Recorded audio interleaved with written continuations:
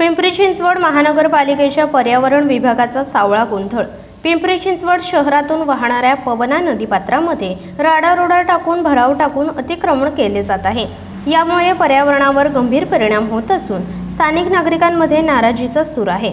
परंतु महानगरपालिकेच्या पर्यावरण विभागाकडून या गंभीर समस्येकडे आर्थिक दुर्लक्ष केले जात आहे असा आरोप होत आहे।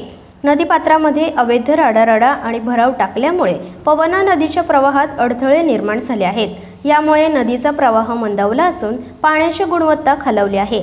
या परिस्थितीमुळे नदीकाठच्या पर्यावरणीय समतोलावर नकारात्मक परिणाम झाला आहे। येणाऱ्या पावसाळ्यात मोठा पुराचा धोका निर्माण होण्याची शक्यता आहे। याच नदीपात्रामध्ये मैला मिश्रित सांडपाणी सोडले जात आहे, ज्यामुळे पवना नदीचे पाणी प्रदूषित झाले आहे। या प्रदूषणामुळे नागरिकांच्या आरोग्याला धोका निर्माण झाला असून जलचर प्राण्यांच्या जीविताला देखील गंभीर परिणाम होत आहे।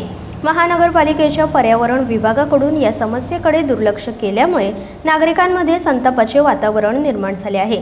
अनेक वेळा तक्रारी करूनही कोणतीही ठोस कारवाई न झाल्याने नागरिकांमध्ये असंतोष वाढत आहे। स्थानिक रहिवाशांनी महानगरपालिकेच्या पर्यावरण विभागाच्या कार्यप्रणालीवर प्रश्नचिन्ह उपस्थित केले असून या समस्येचे तातडीने निराकरण करण्याची मागणी केली जात आहे। पवना नदीच्या प्रदूषणावर उपाययोजना करून पर्यावरणाचे रक्षण करणे ही महानगरपालिकेची जबाबदारी आहे।